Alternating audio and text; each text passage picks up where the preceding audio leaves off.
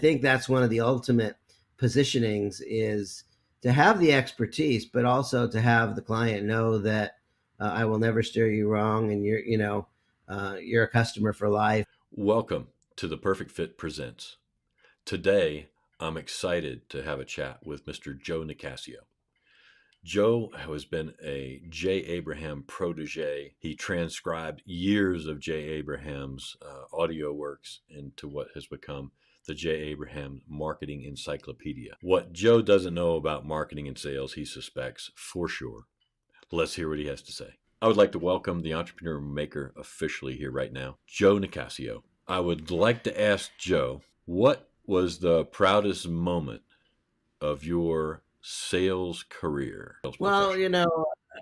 um, I didn't really intentionally go through sales, but I ended up in sales, and I ended up not being very good at it. And I studied like 19 different systems over, the last, 35, 40, 45 years.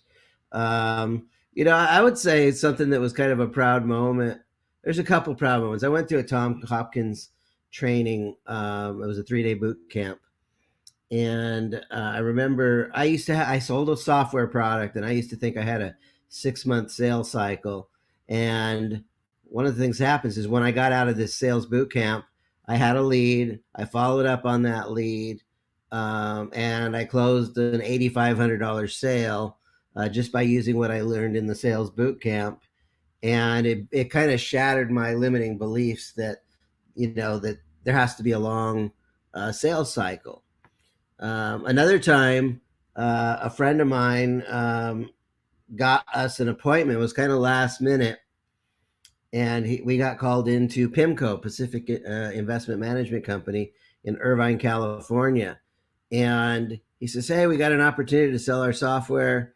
And I was wearing a Grateful Dead, tie-dye T-shirt and beach shorts. And we went into this PIMCO, which was, it's a investment company, conservative, suit and tie.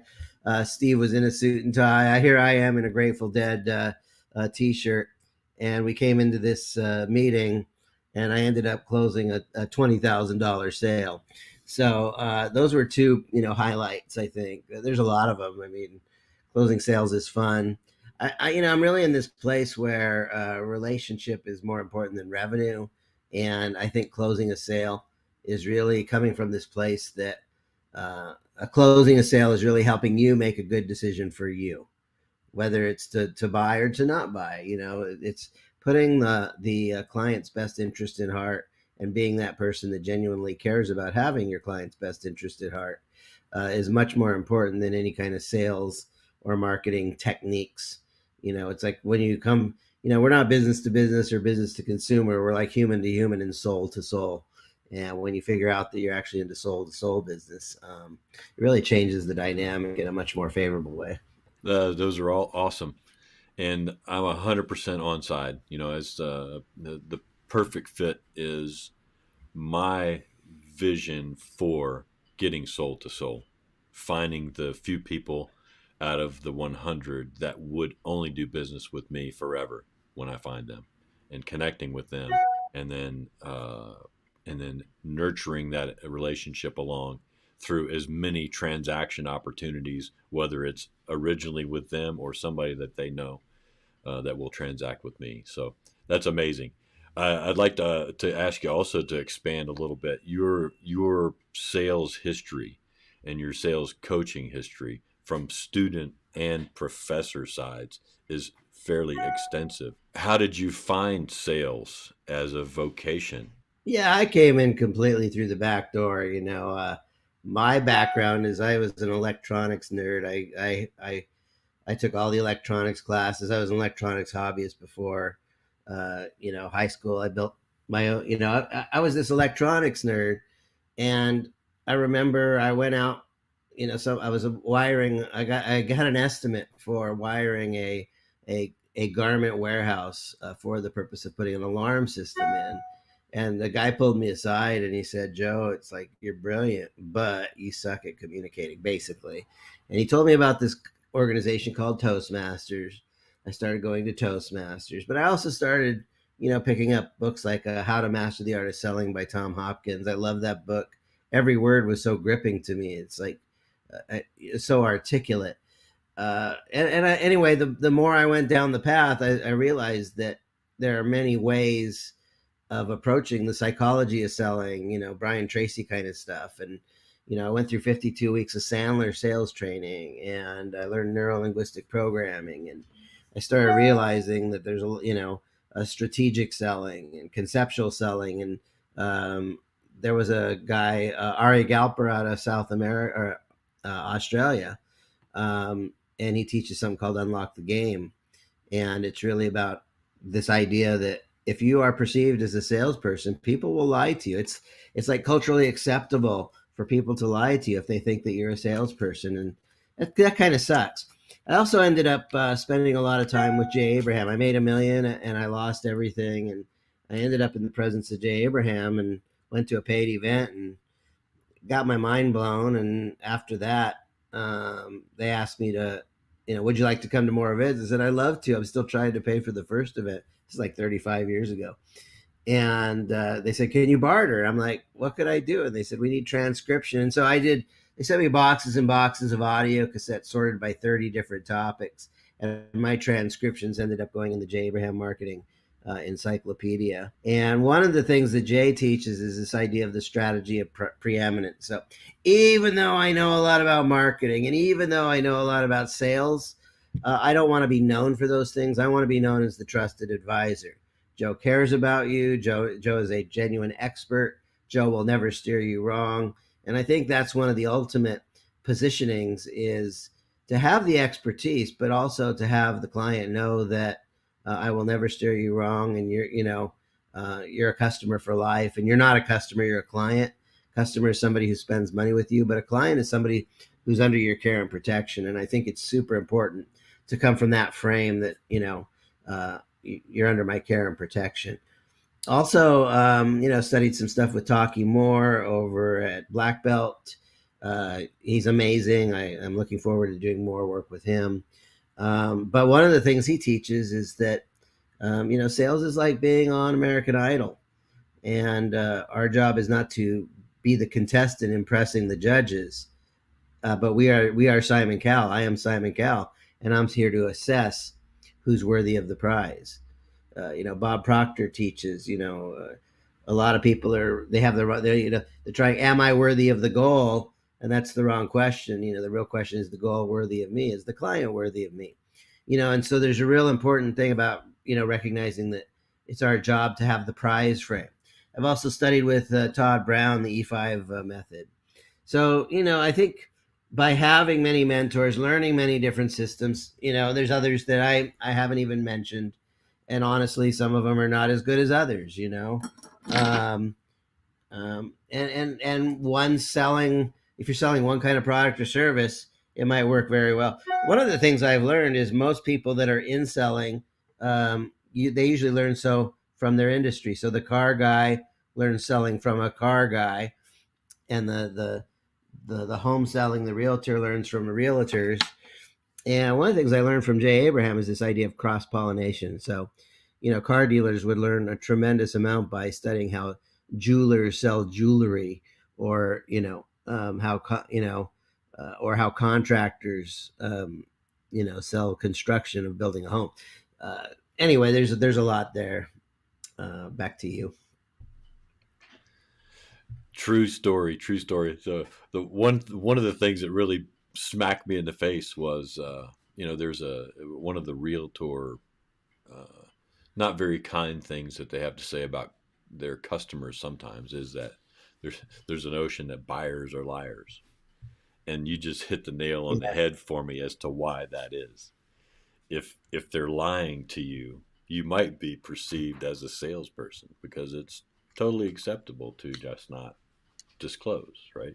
And so how do we get to become that trusted advisor in Joe's Well, experience? first thing you do is you drop this idea that buyers are liars.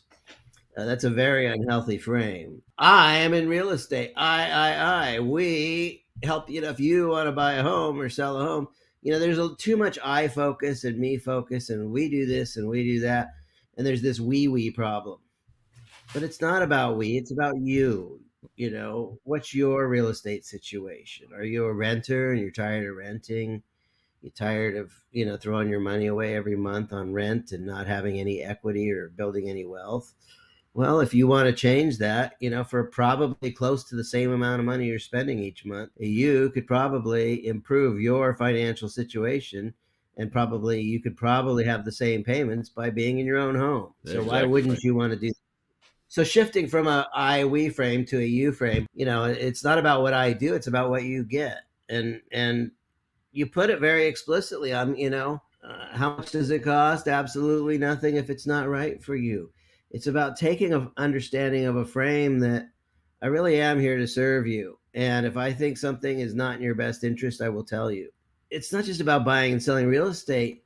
It's about a lifestyle transformation. This is a big investment, and it's important. It's important to you. It's, yeah, I make a commission. I make a small commission, but that's small relative to the value of living in a home and making sure that you're in a neighborhood that supports your life and your lifestyle and your family. And so I take this. I'm serious as a heart attack. That I want to make you. I want to help you make that decision, and I want to make sure that you feel really good and yummy about it afterwards. So definitely the frame that we put ourselves or put others in is key.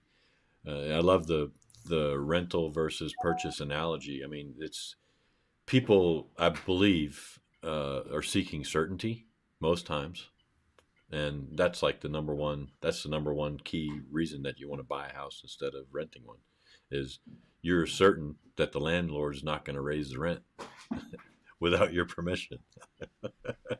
Also, another frame that I found is very powerful is don't be a realtor, be like a doctor. It's malpractice to give a prescription without a proper diagnosis first. So, like, what are you looking for? I want to make sure that if I'm going to prescribe a home for you, I want to make sure that I do a good diagnosis, to make sure that I find exactly. Let me ask you a lot of questions to find out what you're looking for.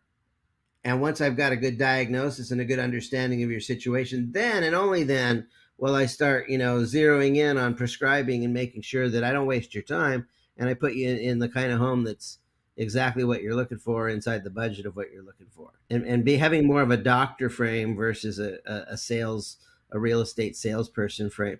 A lot of people say the client pushes back, buyers are liars. The client pushes back. The only reason that they're pushing back is because somebody was pushing in the first place. So we need to take ownership. The best salespeople are not pushy; they're pulley. The best sales people create emotions in the client. I don't need to push the client to buy. If I'm doing my job right, then I'm creating emotions in the buyer where they're like trying to pull me over the goal line. They're like, "What do I need to do to work with you, Joe? What do I need to work with you, Ed?" Um, uh, and so, there's some mythology, I think, in a way, selling is a transfer of enthusiasm from the salesperson to the client, but not really. I've learned that my emotions are irrelevant. Okay. What's really relevant is creating an emotional experience. There are emotions that the buyer needs to want to buy. And so if I can talk to people and ask questions that help engage their imagination, where they're actually going on an emotional journey and feeling the right emotions, they're going to buy. And they're especially going to be more likely to buy if you're actually matching them in the right the right property, the right home. There's three things that are really critical for any kind of sales or marketing to work. Number one is audience. You know, that's 40% is audience. 40% is the actual offer, and 20% is like the copywriting or the language. I think too many people in sales are worried about the copywriting and the language. What are the magic words I need to say to get people to buy? But it's not about what you say, it's what do you give? What are you giving in the offer that resonates with them and makes sense? Having the offer right kind of almost eliminates the need for using some kind of magic words or phrases. So instead of asking, if you're in sales, instead of asking, what are the words I need to say to get them to buy, you need to ask, what do I need to, well, how can I give so much value in the offer that they want to, that it's so darn good, the value that I'm receiving, I want it at any price. And so I will pay the price because you're giving so much value. I'll give good money. I can appreciate that a lot. We in our previous conversation, I've I think I shared that I have observed how small of number or participation in the realtor slash real estate agent world actually realizes they are in the marketing business. Just because you got a listing for a house and you put the sign in the yard that you squat and wait for somebody to call on, right? That's not marketing. Yeah. Yeah. The harder my marketing works, the easier my selling goes. And I think when you get into an industry like the car industry or the home industry, you learn sales tactics. But, you know, uh, marketing and sales kind of go together. And here's what I want from my marketing: I want it to make people aware. I want it to generate leads. I want people to raise their hand and show some interest. That doesn't mean they're going to buy, but I want people to raise their hand. I also want my marketing to familiarize people with me, like to warm them up. I also want my marketing to raise the buying temperature to 8, 9, and 10. If a 10 is somebody ready to pull out their checkbook or their credit card or whatever. I want my marketing to fill my calendar with eights, nines, and tens. Okay. People that are like 2 or 3 on the buying temperature, I want to send them back to my marketing so that the marketing is doing its job to raise the buying temperature. And then my marketing also needs to have what's called a marketing thesis. And the marketing thesis is, this is Todd Brown stuff. Everything in the marketing is to support the marketing thesis or the marketing belief that Joe has the answer to your problem. Joe has the solution to your problem. He's got a mechanism. He's got a unique mechanism. Joe has a system. It's unique. It's different. It's superior than the way other realtors work or the way, and once you buy into this system as a superior way to do things, now, if I have your permission, I'd like to show you my offer. Now I want to move into sales mode. So before I even try to go into sales, I want people to have a buying belief that Joe can solve my problem. Now I'm willing to hear his sales offer. Okay, and we migrate Money into does that. change hands when problems are solved. There's another piece to this though, and that is I think too many people go into sales mode too early. And what we want to do is get people into, okay, I'm ready to work with you. Now we shift into sales mode. Everything else should be marketing. Yes, sir. So you've seen a lot of different selling systems. Yeah. What is Joe Nicassio's favorite lead attraction connection pathway? What's your favorite lead gen style? I like different things for different reasons. I like joint venture endorsements. You know, you got somebody that's got a big crowd of people and says, today we're bringing in Joe as a speaker. You know, Joe is not low priced. I paid him a lot of money. He's the highest price pace. But listen to Joe, listen to every word. So that endorsement from somebody else to their crowd is very powerful. That's one. I guess I have several favorites. It's about choosing the right lead generation for the right situation. I run paid ads too. What do I like about paid ads? I spend $25 a day and I generate, 8 or 10 or 12 leads a day. It's nice knowing that fresh people are coming into my ecosystem every day automatically without effort. I like that. Okay. Um, Other lead generation systems. I mean, I use some social media stuff, hand raising posts. You want to think in social media, you want to think of terms of eyes, hands, hearts, and faces. So we want to get people's eyes on our social media content. And we want to engage people to raise their hand and say, I like what you're saying, or I'm interested in what you're saying, I'm interested in what you're talking about.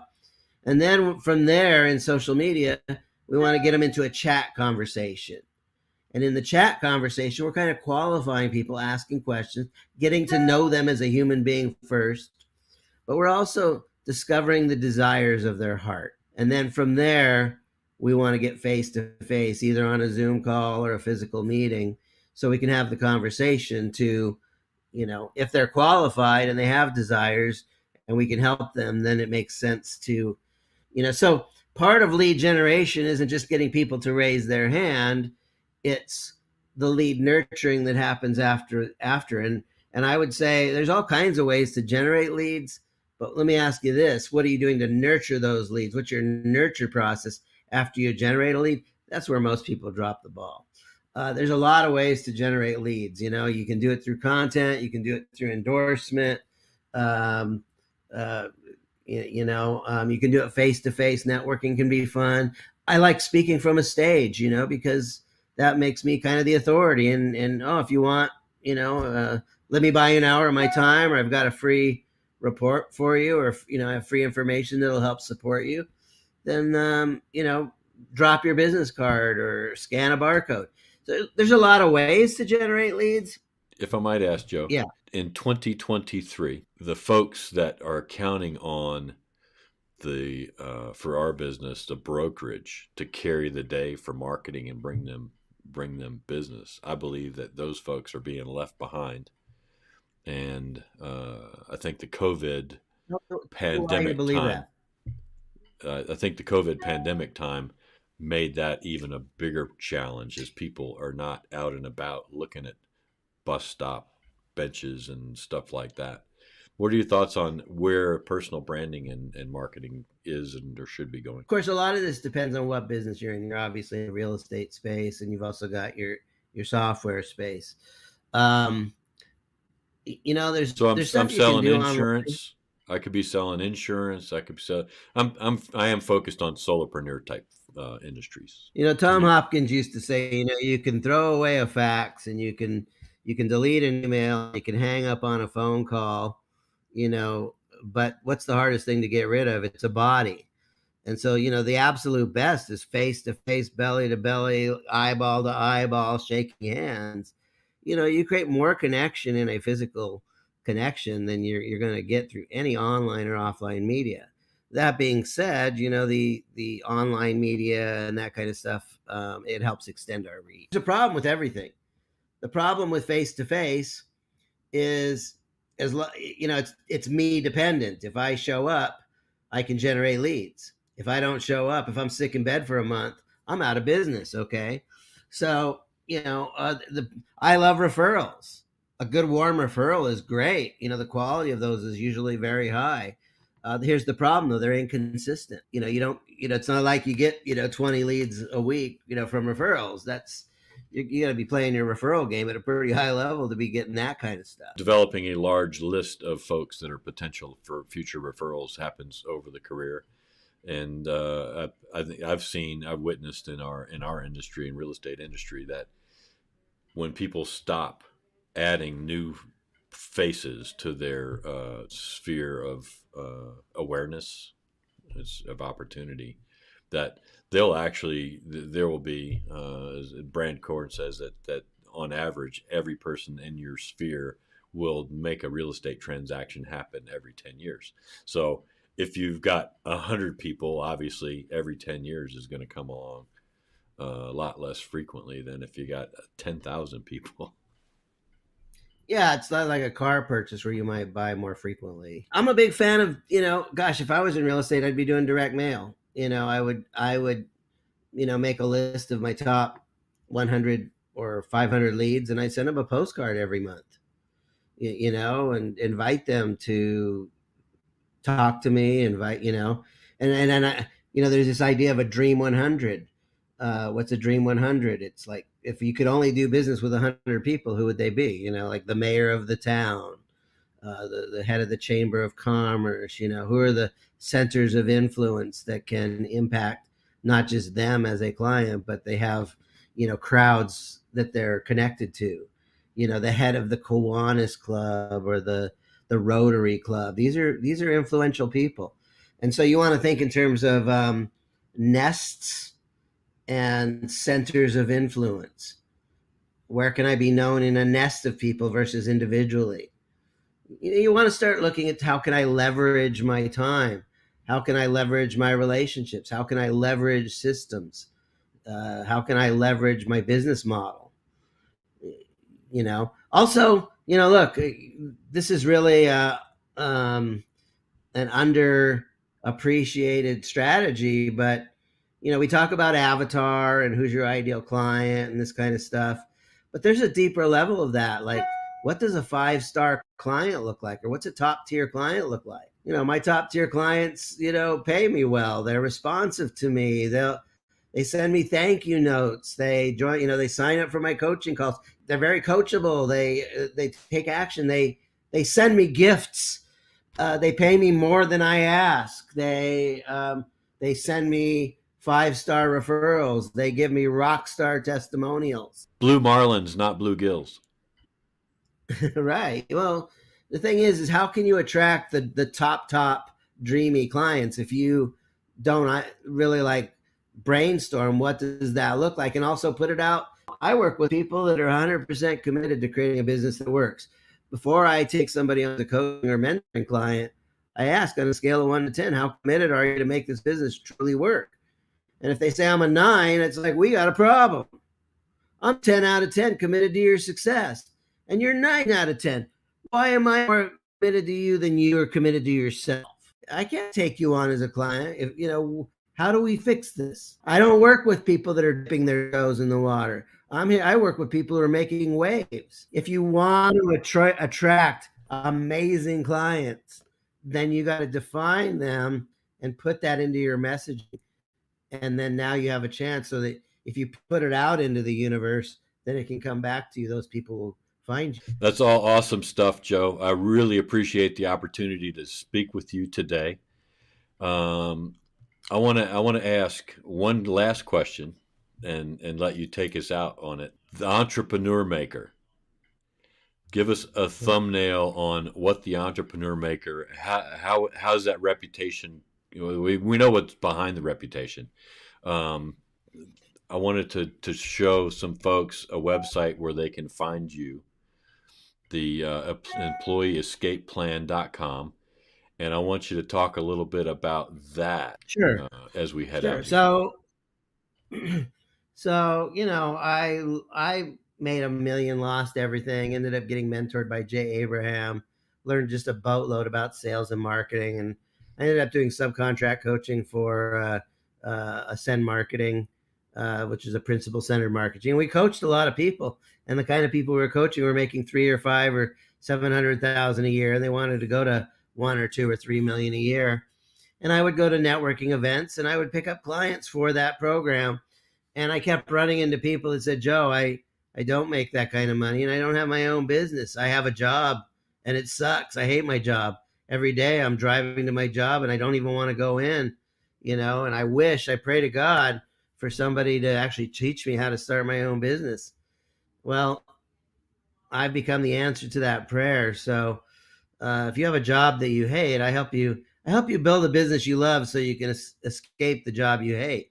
And I've come up with my own proprietary system.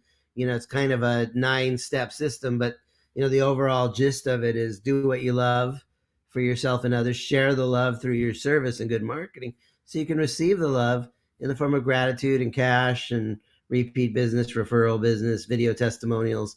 There's a lot of blessings that come with a successful business, and so so now we have a new challenge. How do you create, they say 9 out of 10 people fail in business, but not on my watch. With my engineering background, I had to engineer a way where people don't fail every time.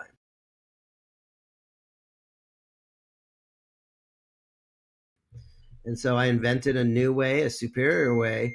It's a process to take individuals and help them figure out what's the right business for you. And, the number one reason people fail in business is they're not even in the right business in the first place. So I created a whole program I call it Business Wisdom Quest, and it's about helping you find your North Star business. because if you're running in the wrong direction, if you're in the wrong business, if you're running in the wrong direction, you do not need a motivator to say run faster. You need to stop. True You need that. to stop and get guidance. And so once you know where you are and where you're going and you're crystal clear on where your North Star is, then you have a chance of, achieving it. Um, and so I think that's one of the ways that I really am unique and I excel is I make sure that we dot the I's and cross the T's and help you build a business that works. And I would say very few people, almost nobody, is really teaching people how to choose the right business in the first place. The realtor says, I'll teach you to be a realtor. Go get your license and hang your agency under me. Or the car guy says, I'll teach you to be an entrepreneur. I'll teach you how to sell cars. Or the MLM person says, I'll teach you to be an entrepreneur. Or somebody says, I'll teach you to be an entrepreneur. You should be a coach. Well, everybody shouldn't be a coach and everybody shouldn't be in cars. Some people are meant to be farriers and do horseshoes on $1 million horses. That's one of my clients. Other people are meant to invent light sound machines for brain entrainment. So everybody, some people are meant to be in medicine and healthcare. So my job, I think it's unethical to point people, like, if to have an agenda. I'll teach you to be an entrepreneur as long as you follow my agenda. That's not true entrepreneurship. I believe we're children of God. So what is your magic? Let's custom build a business around you and your magic and your gifts, as opposed to me trying to push a square peg into a round hole. I agree 100%, Joe. It's been amazing to have you today. I will have the links for the various opportunities to connect with you in the show notes for either video or audio or presentations of this across the internet. Folks, connect with Joe if you don't know your North Star, or if you do. And one thing I was going to say to put the punctuation point on it, I couldn't let it go. You said the number one thing is people not knowing, they're not doing what they should be doing. And I think the number two thing is commitment. So, There's only three things you need to succeed in anything, okay? If you want to become an airline pilot, there's only three things you need to do. If you want to be a jeweler and you want to manufacture jewelry, there's only three things. Number one is you have to have the burning desire. You got to have the hunger. You can't come in. You need to have your batteries fully charged. You got to have some energy. Number two is you need a roadmap. So there's a roadmap to becoming a jeweler. There's a roadmap to becoming an airline pilot. There are classes, there's curriculums, there's teaching methods. And then the third one is you need some kind of coach or mentor or guide or Sherpa, or somebody's going to take you from the bottom of the mountain to the top of the mountain and make sure that you stay the course and hold you accountable. If you have those three, you're going to succeed. There's five. You can learn things but not do things. So to know and not to do is not to know. There's five keys to implementation. This is actually gold. So number one, you got to know what to do. So I want to market my business. Well, am I going to be public speaking, or am I going to do door knocking, or am I going to, what's your method? So number one is you got to know what to do. And there's a lot of choices on what to do. Number two is you need to know how to do it. Writing a sales letter, there's a lot of nuance that can make or break the success of a sales letter. What to do, how to do it. Number three is you need resources. You need to plug into the right systems. Maybe you need the right copywriting framework or the right formulas. You need to know what to do, how to do it, the resources. You need feedback. A good coach will give you positive and negative feedback. If you're being too perfectionistic, a lot of people need positive feedback. It's good enough. Take action. And a lot of people, they're missing pieces. It's like, okay, it's not good enough. You need to make some changes. And then the fifth piece is accountability. We say your coach is your best friend or your worst nightmare. I'm your best friend because I'm going to teach you the stuff that works. I'm going to probably be your worst nightmare because I'm going to make you do what you're supposed to do even when you don't feel like doing it. In many ways, the coaching relationship to the client, the client is like the oyster. And the oyster wants to produce value called pearls, okay? But it's impossible for an oyster to produce pearls without that little grain of sand irritant.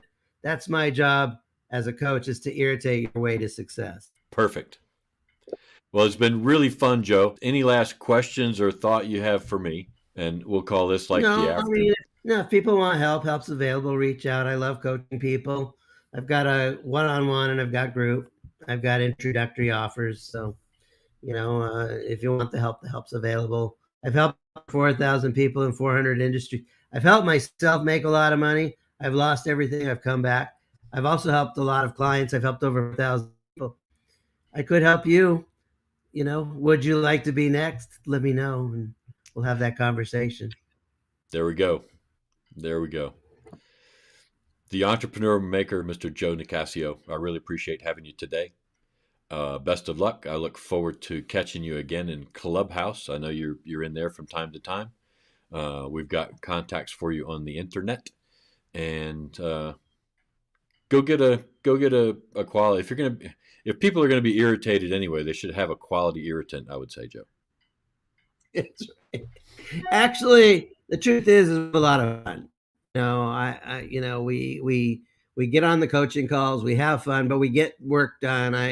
I always give people action items, and we come back the next week. Usually they take action, but if they don't, it's my job is not to beat up my clients, but put them back in action. And maybe we need to break things into baby steps or something. But I would say that's one There of you the go. things as a coach that I do better than most is I don't just teach. I really have a focus on getting my clients to implement, because if I teach you stuff but you don't implement, we're not doing any good. So Yeah, um, that's the quality integrity of a great coach is that they cannot help me help myself, but if I'll commit, they will stay committed to me. Going pro heard that amateurs require motivation and professionals just activate themselves. So get somebody on yeah, your team I that think believes. motivation is external. Yeah, yeah, Motivation is an external, like a push, but yeah. inspiration is that internal drive. To go pro, you got to be activating. Thanks for watching and listening today. I'm Ed Hooks Jr. for the Perfect Fit Presents. Hit expectmycall.info for an awesome deal on prospecting if you are looking to upgrade your follow up to legendary. As Joe Nicassio has just shared with us, the number one problem that we sales professionals have is follow through, follow up. So track your commitments and have an amazing week.